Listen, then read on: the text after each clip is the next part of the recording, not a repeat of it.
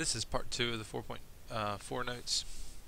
So these are the second type of equations that we're looking at in this section. This is equations with rational exponents. So the thing we want to do with these is just like before. The first thing we want to do is isolate the part that has the fractional exponent. So we're going to add 4 to both sides and we get this equation. Alright, now this is, I told you about this a couple of sections back. When the numerator here is even,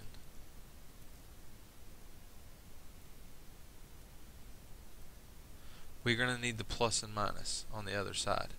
Okay. When we have it even, we have the potential for 2 solutions, and we get 2 solutions if there are solutions. So remember, when the numerator of that power is even, we need the plus and minus. Okay, so the way we solve this, the way we get rid of a fractional exponent, is we raise both sides to the reciprocal power. Alright, so this was to the 2/3 power. We're going to raise that side to the 3/2 power, and that's going to cause me to raise this side to the 3/2 power. And notice the logic here. This is what was there before, equals to 4. Right, that's exactly what was there before. Right, and what are we doing? We're taking something that was equal to begin with, and we're raising it to the same power. So that's why we're allowed to do that step.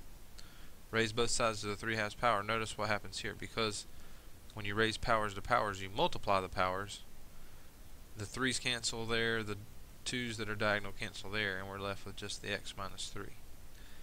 Okay, that's equivalent to the root and the square in the last type of problem. But over here, we need, because of that even, we need the plus and minus. Right, and then whatever this is. Now, 4 to the 3/2 power is the square root, because that denominator, the square root of 4 cubed. Right, the square root of 4 is 2, and then 2 cubed is 8, so it's going to be plus and minus 8. But notice you can also do it with your calculator. So just bring up your calculator. Type in 4, and then you'll need a parentheses when you do the power. 4 raised to the 3/2 power. Close the parentheses, hit enter, and there's where that you can also get that 8 from. Right, but don't forget, you'll need the plus and minus, because that's an even numerator in that power. Alright, and then we want to completely isolate the x, so we add 3 to both sides. So we get x is equal to 3 plus and minus 8. No, you can't leave your answer that way. Alright, do the math. It's arithmetic. It's just adding. 3 plus 8 is 11. And then 3 minus 8 is negative 5. Alright, and then to check it, I would just use your calculator to check. Plug in parentheses x, clear, put that in the first one. Plug in x minus 3 to the parentheses 2/3 power minus 4. Graph it. Oh, I didn't put my parentheses in there. Graph it. Alright, and we're looking for where it's equal to 0. So we're looking for the zeros of this thing. Alright, we got one solution that's 11. Remember, the standard window, when I'm in the standard window goes from -10 to +10. Since this one is outside of the window, we need to at least extend to go as far as that. So I'm going to press window. I'm going to stretch this out to 15. Alright, here's our completed graph. I'm going to hit trace, and I'm going to check these 2 solutions. So I'm going to press 11, hit enter, and I get 0. So 11 works. And then I'm going to hit -5, press enter. -5 also gives me 0. So this thing, which is the left side, is equal to 0, right, when x is 11 and x is -5. So they both work. So that works. And the other one works.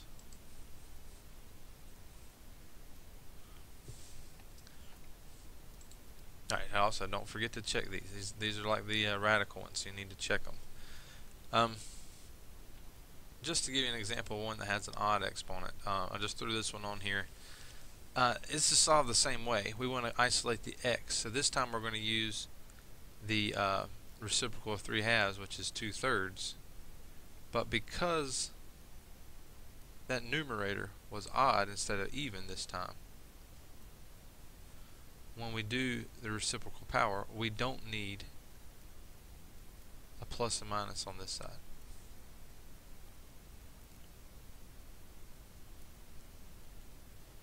Okay, so don't forget, you only need the plus and minus when you have an even. So just like before, the 3 cancels, the 2 cancels, and we just get x plus 1. Alright, and then 64 to the 2/3 power is equal to 16. Alright, so we get 16 over here, but we don't need the plus and minus. And now when we subtract 1 from both sides, we get x equals 15 as our solution. And again, if we check it, put it back in the original, we say 15, we can check it from the main screen, we don't have to graph it. 15 plus 1, I'm just putting in 15 up here, raised to the parentheses 3/2. Is that equal to 64? Right, and it is. Okay, so 15 does work. So I wanted to show you that if it's odd, you don't need plus and minus. Negative 15 does not work in this. If I do the same thing and plug in a negative 15 where the positive 15 was, it's going to tell me an error, a non-real answer, because this is an even root since it's in the denominator, and this is a negative number, and we can't take even roots of negative. So remember, when it's odd, we just we don't need the plus and minus. We just do the work, and we don't have to worry about the plus and minus like we did when it was an even root. Alright, the other type of thing you talk about in this section is quadratic inequalities. So we'll go through these steps to satisfy it. But this is our quadratic inequality. Notice the very first, or an example, notice the very first thing is write an equivalent inequality with 0 on side. So basically what we did here is we moved this 3 over by subtracting 3 and adding 5x and getting a 0 over there. So minus 3 plus 5x, negative 3x plus 5x, that's where this 2x is coming from. And then the minus 3 is just coming from that minus 3. Alright, now after we've got that, the next step tells us to solve that thing equal to 0, even though it says greater than 0. Just solve if this problem had said x squared plus 2x minus 3 equals 0. So if I was solving that, I would factor. I have x and x. I need two numbers that multiply to negative 3 and add to 2. So that's going to be a plus 3 and a minus 1. So the solutions to that, what make it equal to 0, are negative 3 and positive 1. If I plug in negative 3, I get negative 3 plus 3 is 0. Negative 3 minus 1 is negative 4, and 0 times negative 4 is 0. If I plug in 1, I get 1 plus 3 is 4. 1 minus 1 is 0. 4 plus, times 0 again is 0. So these are the two solutions that make this thing equal to 0. Okay. Now, after we've done that, what we basically do, what I tell people to do is draw a number line. Okay. On the left arrow, put a negative infinity. On the right, put a positive infinity. All right, and then draw these numbers where they would appear on the number line, making sure the order is correct. So negative 3 is there, 1's there, and it doesn't have to be, to scale or anything. You're just putting them left to right in the correct place. And notice you have 3 regions are created by this. Right, you have this region over here, this region in the middle, and then this region over here. All right, I'm going to label them in this little table, regions, and then we'll call something what we call a test value which is just a number that falls in the region. And then we'll write the sign of the region. Alright, and now we're coming up with what are these three regions. So this region right here. How would I write that region in interval notation? Well, the shading starts at negative infinity and the shading ends at negative 3. Alright, now I'm putting a parentheses on negative infinity because we always do, but I'm also putting one on negative 3, and it's because of the greater than symbol. If it had been greater than or equal to, I'd have a bracket there. But because it's strictly greater than, I have a parentheses. Alright, now pick a number that falls in there. Usually you just want to pick the smallest whole number that falls in there, so negative 4. Alright, now my next region is on the other side of negative 3, all the way up to 1. So how do I write that region? Starts at negative 3, ends at positive 1. Again, both parentheses because of the fact that this was greater than only. If it had been greater than or equal to, we would have had brackets. Alright, 0 falls in that region. Always use 0 if you can. Alright, and then finally, our third region is everything on the right side of 1. So from 1 to positive infinity.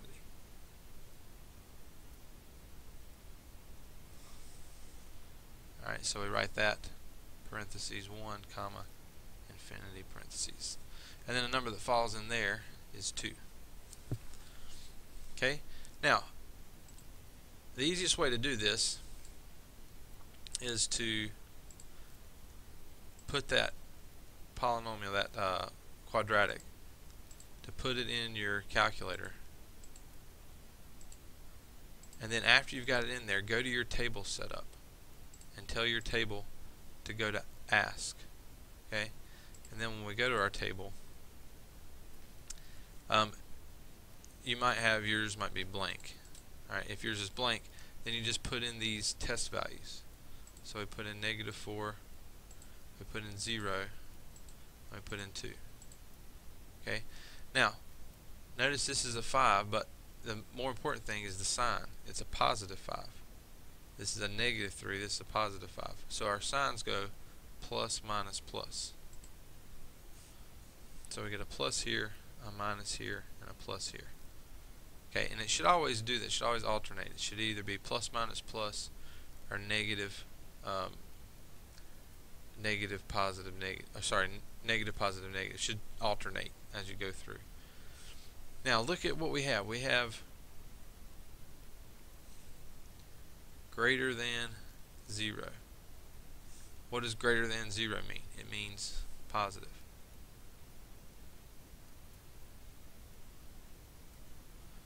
Alright, so we're looking for the things that are positive. Well, this is positive, this is positive. So that means our solutions are these regions.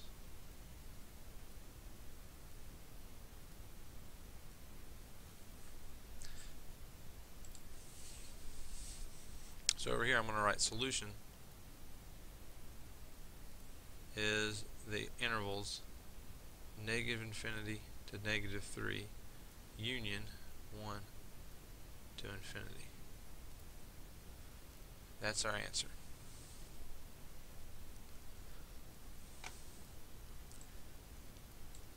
Alright, what I have here, I've graphed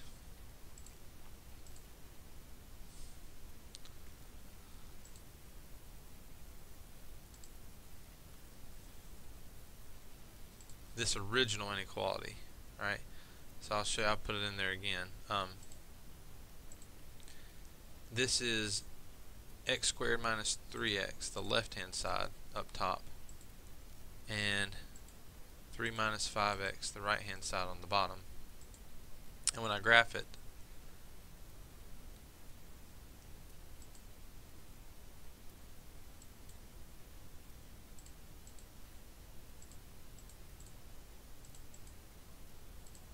let me put it in that window. So when I graph it, this is what you guys see over here. This is the left hand side. I'm sorry, the right hand side. This is the line, and then obviously this is the parabola. Alright, now if you look really closely, our solutions, remember for the last one, were negative infinity to negative 3, and then 1 to infinity. Negative infinity to negative 3 is this line I'm drawing here, and it stops at negative 3. And then from 1 to infinity. Those two regions are our answers. And if you look above it, on the left side of this green line, from here on, the parabola is higher than the line as we move to the left.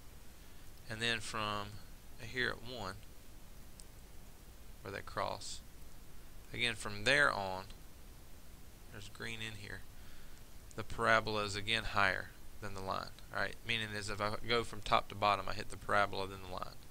Alright, parabola then line, parabola then line. From in this little region that we don't have shaded, we hit line then parabola, line then parabola, line then parabola, line then parabola. And then again, once we get on the other side of this line, if we get from top to bottom, we'd hit parabola then line, parabola then line, parabola then line. And that's what we mean graphically, that this thing is bigger.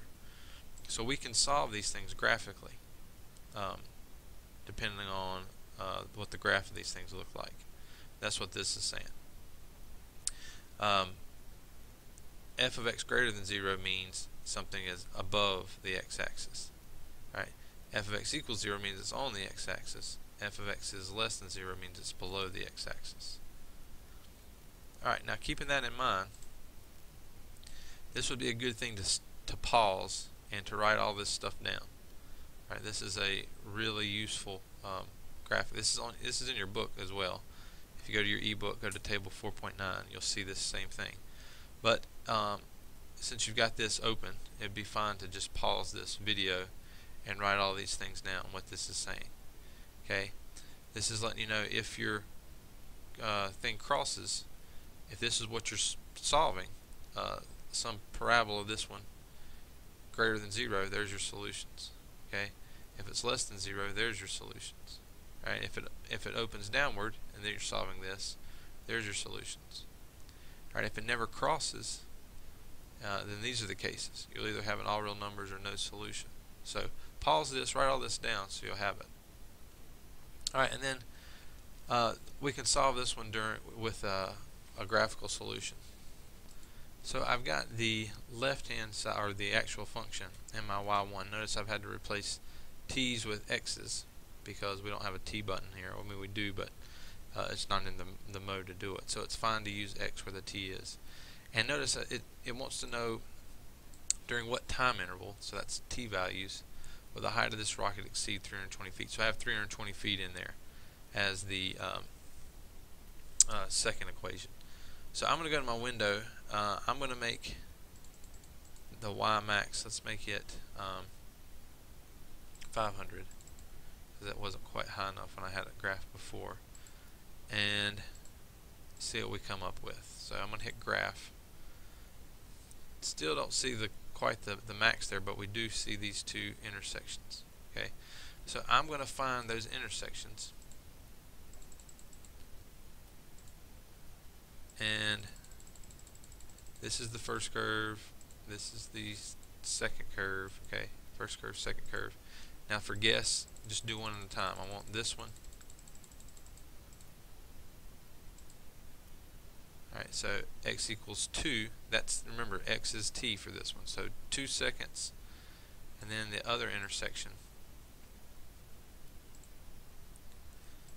First curve, second curve